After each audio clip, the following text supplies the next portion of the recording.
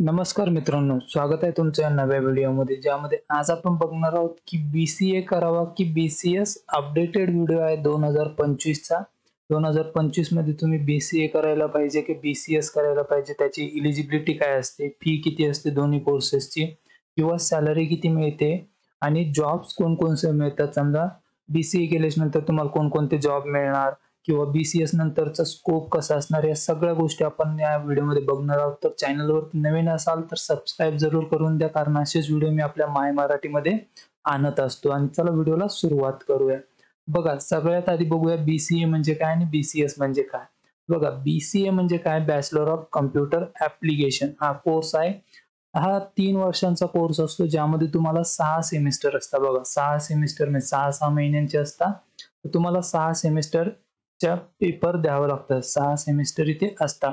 त्यानंतर यामध्ये तुम्हाला काय काय शिकवलं जातं, तर त्यामध्ये सॉफ्टवेअर डेव्हलपमेंट आहे, त्यानंतर वेब आहे, web development, mobile app development होत आहे, ते या तुम्हाला शिकवलं जातं. ज्यामध्ये मग तुम्हाला वेगवेगळ्या प्रोग्रामिंग लँग्वेज जसं सी झालं, C++ झालं, किंवा पायथॉन आहे, जावा आहे आणि वेब डेव्हलपमेंटमध्ये HTML, CSS, जावास्क्रिप्ट या प्रोग्रामिंग लँग्वेजेस तुम्हाला शिकवले जातात.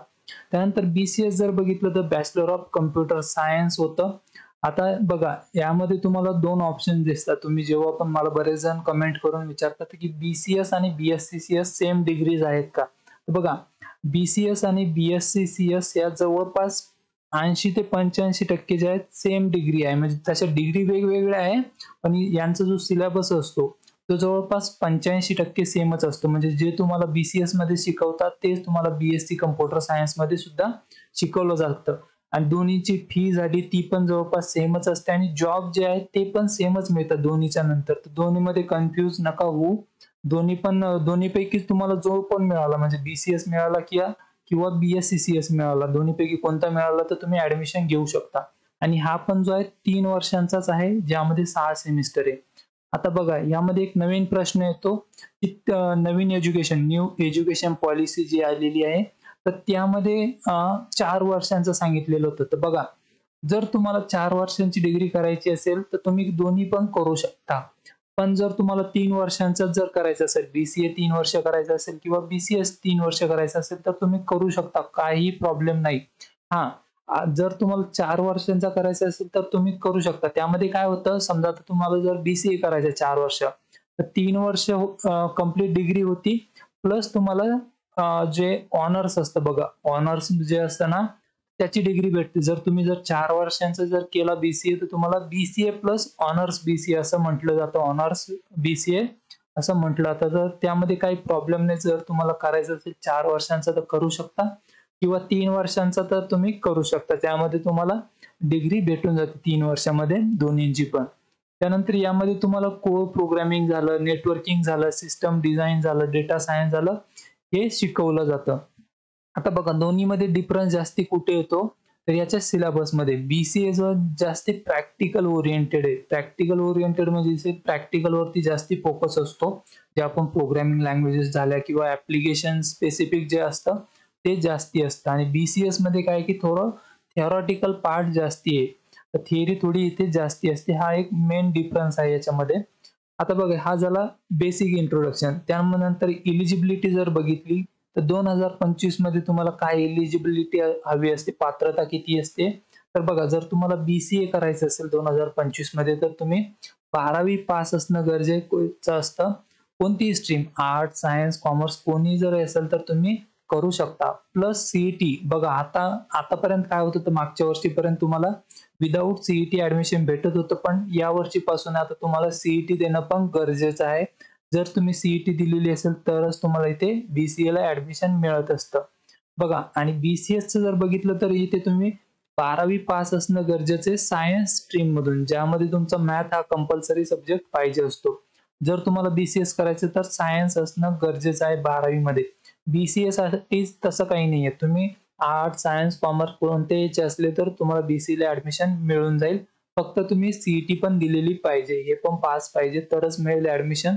ज्यामध्ये कॅप राउंड सारखी प्रोसेस असते, तुम्हाला ऑनलाईन सगळं काही करावं लागतं यामध्ये. त्यानंतर बघा, आता फीची जर बघायचं झालं तर फी जर बघितली 2025 मध्ये तर BCA मध्ये जर बघितलं तर यामध्ये गव्हर्नमेंट कॉलेजेस जे असतात त्यामध्ये तुम्हाला जवळपास 10,000 पासून ते 40,000 पर्यंत द्यावी लागू शकते पर इयर साठी असते ही त्या. आणि जर प्रायव्हेट कॉलेज जर बघितलं तर इथे 25,000 पासून ते 1.5 लाखांपर्यंत पर इयर साठी तुम्हाला द्यावी लागू शकते BCA साठी. आता बघा यामध्ये तुम्हाला स्कॉलरशिप वगैरे मिळून जाते, त्यामुळे जास्ती प्रॉब्लेम तुम्हाला येणार नाही. स्कॉलरशिप भेटून जाते. आणि स्कॉलरशिप विषयी अजून जर काही माहिती हवी असेल तर तुम्हाला कमेंट मध्ये पण विचारू शकता. आणि हो, जर आता तुम्ही महाराष्ट्रातले असेल किंवा तुमचे आई वडील दोन्हीपैकी कुणी एक जर कामगार असेल, बिल्डिंग वर्कर जर असेल, जे बिल्डिंग वर्कर असतात इमारत बांधकाम, त्यांच्यासाठी एक वेगळी स्कॉलरशिप असते 20,000ची, ती पण तुम्हाला भेटू शकते. आणि याच्याविषयी जर माहिती हवी असेल तर तुम्ही मला कमेंट मध्ये नक्की विचारू शकता. कोणतीही जरी डिग्री करत असाल तुम्ही, BCA झालं, BCS झालं किंवा BCom झालं, BBA झालं, कोणतीही जर डिग्री करत असाल तर ही 20,000ची स्कॉलरशिप तुम्हाला मिळून जाईल.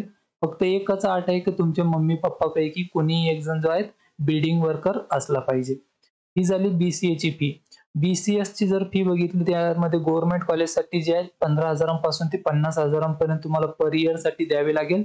आणि प्रायव्हेट कॉलेजमध्ये जर बघितलं तर 30,000 पासून 1,20,000 पर्यंत तुम्हाला द्यावी लागू शकते. इथे पण तुम्हाला स्कॉलरशिप मिळून जाते, काही टेन्शन नाही.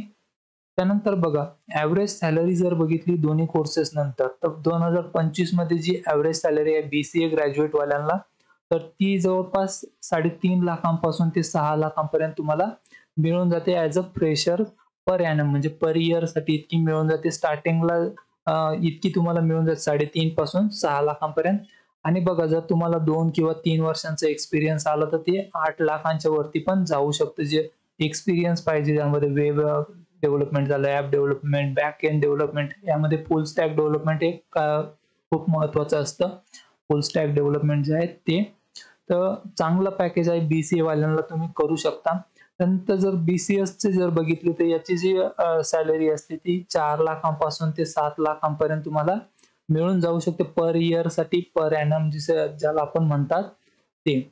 आणि एकदा का तुम्हाला 3 किंवा 4 वर्षाचा एक्सपिरियन्स आला तर हे 9 लाखांच्या वरती पण जातं, ज्यामध्ये तुम्हाला खास करून data science, AI, back end role झालं यामध्ये जास्ती सॅलरी मिळून जाते.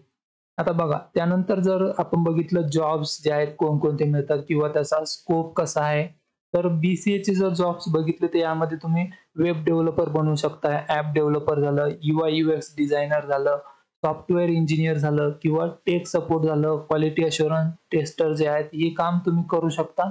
आणि त्यानंतर BCS जर बघितलं तर बघा BCS नंतर तुम्ही डेटा अनालिस्ट झालं, सिस्टम प्रोग्रामर झालं, machine learning engineer, back end developer झालं, नेटवर्क ऍडमिन झालं किंवा सायबर सिक्युरिटी झालं. तर जॉब्स दोन्ही कोर्सेस नंतर खूप चांगले, दोन्ही कोर्सेस नंतर तुम्हाला IT सेक्टरमध्ये खूप चांगल्या पोस्टवरती तुम्ही काम करू शकता.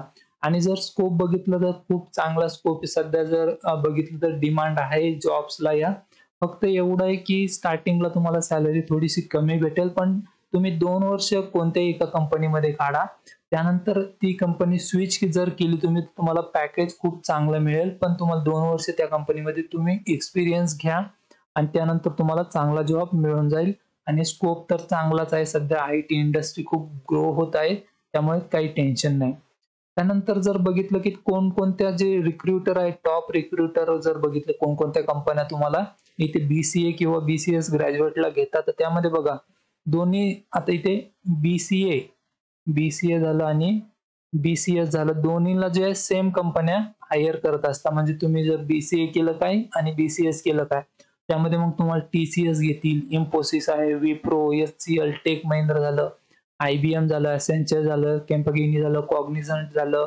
आणि त्यानंतर बघा स्टार्टअप जे असतात ते पण खूप सारे BCA आणि BCA ग्रॅज्युएट वाल्यांना घेत असतात. स्टार्टअप जे आहेत नवीन झालेले ते.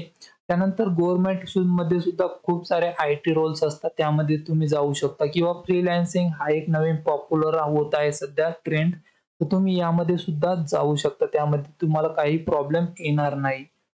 त्यानंतर बघा आता कंक्लुजन की कोणता, समजा तुम्हाला कोणता कोर्स करायला पाहिजे, की बघा यामध्ये जर समजा तुम्हाला जर वेब डेव्हलपमेंट झालं, फुल स्टॅक डेव्हलपमेंट झालं, यामध्ये जर जास्ती तुम्हाला इंटरेस्ट असेल तर तुम्ही BCA साठी जाऊ शकता, ज्यामध्ये तुम्हाला प्रॅक्टिकल ओरिएंटेड जास्ती शिकवलं जातं.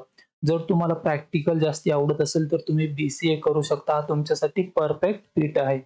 त्यानंतर जर बघा BCS मध्ये काय होतं की तुम्हाला कोर प्रोग्रामिंग झालं किंवा डेटा सायन्स झालं, तर यामध्ये जर जायचं असेल तर तुम्ही BCS करू शकता.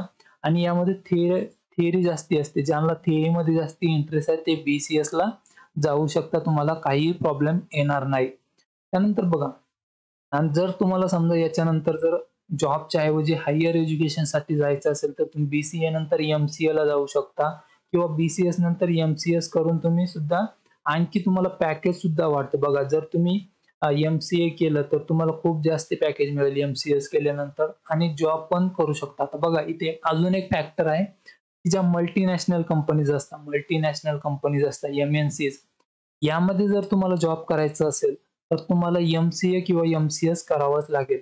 डायरेक्ट तुम्हाला BCAच्या नंतर तुम्हाला किंवा BCS नंतर डायरेक्ट तुम्हाला MNC मध्ये काम करता येणार नाही, घेत नाही ते. तर त्यासाठी तुम्हाला MCA किंवा MCS करावंच लागेल. त्यानंतर तुम्ही MCA मध्ये जाऊ शकता. तर बघा, तुम्हाला आता मी पूर्ण क्लिअरपणे सांगितलेलं आहे. आता तुमचा इंटरेस्ट कशामध्ये आहे, प्रॅक्टिकल ओरिएंटेड मध्ये असेल तर तुम्ही BCA ला जाऊ शकता. थिअरी मध्ये असेल तर BCS मध्ये जाऊ शकता. आणि याच्या व्यतिरिक्त जर तुम्हाला अजून काही डाऊट वगैरे काही पण असेल तर तुम्ही मला कमेंट मध्ये नक्की विचारू शकता किंवा तुम्ही मला माझ्या Instagram ID वरती पण तिथे DM करू शकता. तुम्हाला Instagram ID डिस्क्रिप्शन बॉक्स मध्ये मिळून जाईल. तिथे सुद्धा तुम्ही मला कॉन्टॅक्ट